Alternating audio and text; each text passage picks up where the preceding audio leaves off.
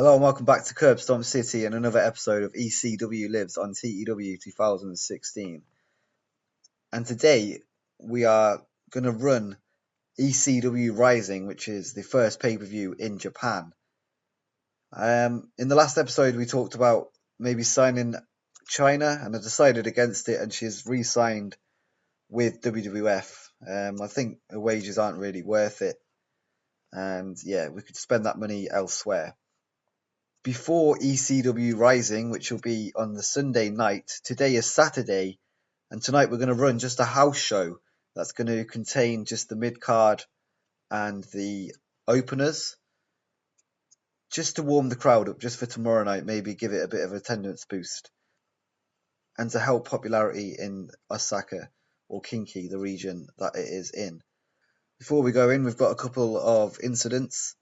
And Juventud Guerrera has been spreading rumours about Kevin Steen, which almost led to a fist fight. So we're going to give him a stern warning, and he's annoyed. Harley Race has gotten a lot of heat with the locker room for his selfish behaviour. We're going to give him a stern warning. Nothing happened with that. And this event is not going to be on any broadcaster. It's literally just a house show. I'm not expecting anything great from it, as we're not going to have any main eventers. Maybe one in the main event. We'll have to see when I've decided. And a lot of the roster are missing tonight as well. So we begin the house show with Fergal Devitt defeating Super Crazy in 10 minutes. And this is just to give him a nice win and a bit of momentum going forward.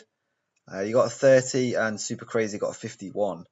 We've actually drew 500 people tonight, which is twice as much as last week on Revolt. So yeah, that's a good sign for the pay-per-view. Hopefully we get even more tomorrow night at Rising. But yeah, this got a 46D just to start off the show. And then we just go to a simple promo of Fergal Devitt celebrating in the ring. And he's getting better at his gimmick by doing this, which is good.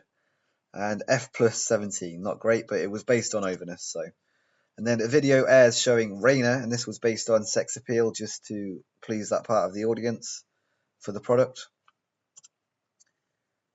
And then we have Garuda and Liz Mark Jr. defeating Gamma and Chris Hero. And this is just a random tag match, a 28E for this one. Someone suggested Gamma in the comments on the last video, so I thought I may as well give him a go on this one. And he's teamed up with Chris Hero, just a random partner really. And Garuda, who was also a local worker, and I liked his mask. So he's got a pretty cool mask. And I teamed him with another mask guy, Liz Mark Jr., why not? Garuda and Liz Mark Jr. don't work well as a team, so okay, fair enough. Chris Hero got a 29, Gamma got a 33, Liz Mark Jr. got a 22, and Garuda got a 22. So yeah, the Gamma was a standout in this one. And this got a 28E. And then after the match, they celebrate again just to fit an angle in there, really.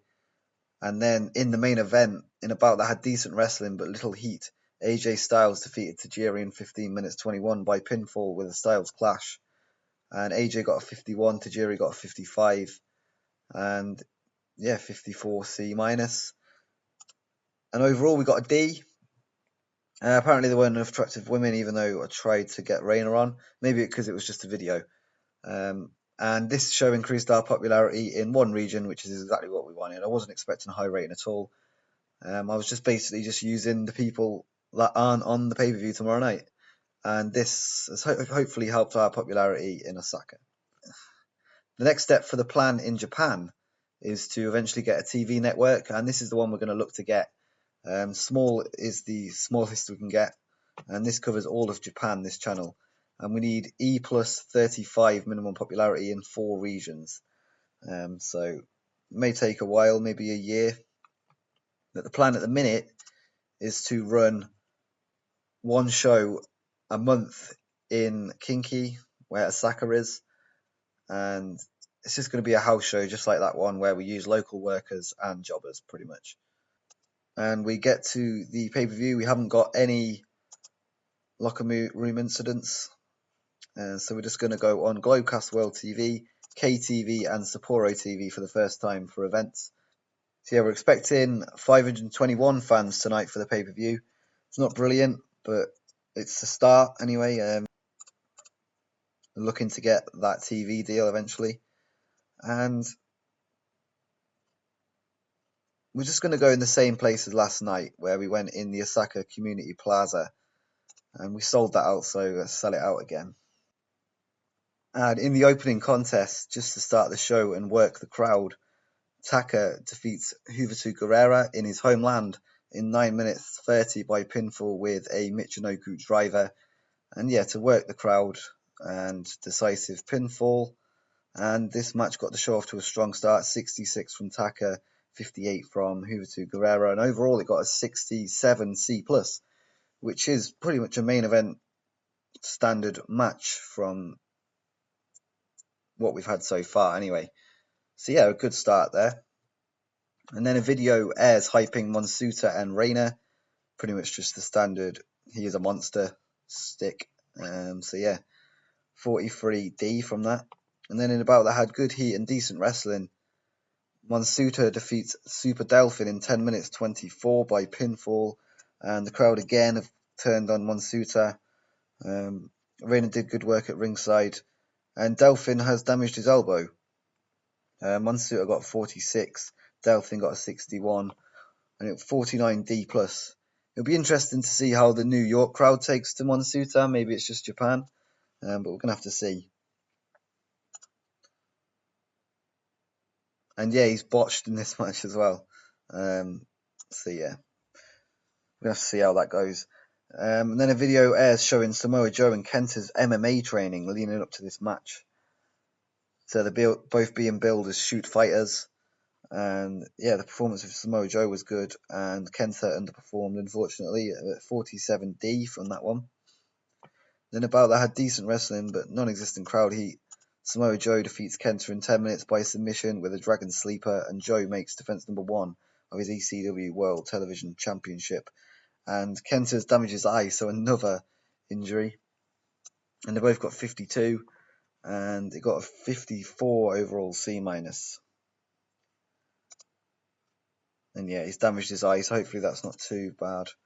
And yeah, it was Joe that made a mistake, apparently. But he's only young. He'll learn from it, I suppose. Then in a poor match, Jesse James and Jeff Jarrett defeat Steen Incredible in their first defense of the Tag Team Championship. So the champions have defeated the former champions in their rematch. And yeah, as planned, this match brought the fans down a little bit. It was set to calm the crowd. And 54, 34, 36, and 46 for the performers, and D+ 48. Hopefully the matches get a little bit better in the last two matches to give that show rating a little bit of a boost. And then a video airs showing Kendo Kashin wrestling for New Japan Pro Wrestling before his match against Minoru Tanaka for the Junior Heavyweight Championship.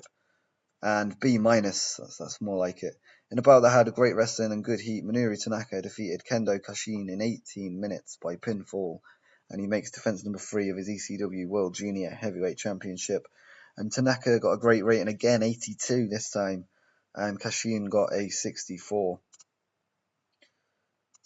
And this was just set to a regular match, but slow build. And yeah, just Minoru Tanaka to be the victor and the match to be open. So yeah, 76 B-. It's a good rating. Then after the match, Minoru Tanaka and Kendo Kashin shake hands in a show of respect. And then in the main event, a great wrestling and good heat, Jushin Liger defeats Kaz Hayashi in 14 minutes 50 by pinfall with a Liger bomb.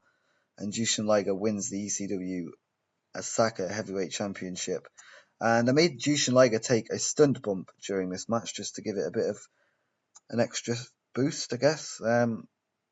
I've not tried that before, so it seems to have worked. They got a B80, and Jushin Liger got an 82, and Hayashi got a 68. It seemed like the right decision to give Liger the belt after the tag match on Revolt. I was going to originally have Hayashi keep the belt, but we'll give Liger a little run as well. Maybe pass the title around a little bit, but we'll see how that goes. Liger is improving in performance skills, and yeah, this was set to storytelling, and Jushin Liger to take a stunt bump. So yeah, B80, good ending to the show. And then after the match, Jushin Liger and Kaz Hayashi shake hands in a show of respect. So yeah, that got a 72 B minus. And overall, we got a 75 B minus. This show increased our popularity in 21 regions. And we're going to point out Jushin Liger and Tanaka as good examples, and we're going to encourage Joe to make sure that botch doesn't get him down too much. And seemed pleased, seemed pleased, and seemed pleased. So we have some emails, and Kendo Kashin can't sell anything worth a damn, in my opinion. And he needs to learn how to, according to Hivatu Guerrera. He's left on loan anyway, so it's fine. The ECW Rising 2001 got a 0.02 rating. That's just from the Japanese channels. And we got a buy rate of 0.36. Kenta sustained a damaged eye, and Delphin got a damaged elbow. So we're just going to check his eye first. And he'll be out for 21 days. That's pretty bad. So that's about 3 weeks. And Delphin, who I'm not really bothered about, is out for 5. If only that had been the other way around. And Vampiro has returned from his suspension now. And yeah, Kendo Kashin has left. So we're just going to check the ratings compared to what we've done in the past. And ECW Rising was officially our best show ever. In terms of matches, Jushin Liger and Kaz Hayashi is number 2, level with Vampiro and Jushin Liger at Super Lucha. In terms of buy rates, and yeah, we've broken that record as well. So positive signs overall. Also to point out that the last ECW Revolt that was held in Osaka is also our 4th best show. So let's see how the next Revolt compares to that, which will be in the next episode. And speaking of Revolt, we need to renew our deal with Bravo. We're going to move it. We'll try and move it to prime time, which would mean we have to get a C+. In fact, no, that's a bit far. Yeah, we'll do it late evening, so it was late night. So yeah, 62C we'll be aiming for. Let's see if they'll do prime time first. No, they won't. So what about evening? It's the same for evening and late evening. So yeah, we're going to go late evening, 62C expected. We were expected D+. So we've got to up the stakes a little bit. But I'm confident that we can match that. So yeah, 62C. And if we look at the past revolts, we've got 62C easily. Apart from that one there. So let's just try and keep that up. We've got one there that's 61. So yeah, we're just going to have to try and put on some good shows. Maybe try and push some more people to get their ratings up. But yeah, we're going to have to see how that goes. So in the next episode, we're going to be holding ECW Revolt live from Osaka, Japan once again. And then we're going to be back in New York the episode after that. So if you're excited for the next episode, hit the like button and subscribe for more TEW 2016 and general wrestling content. And until next time, peace.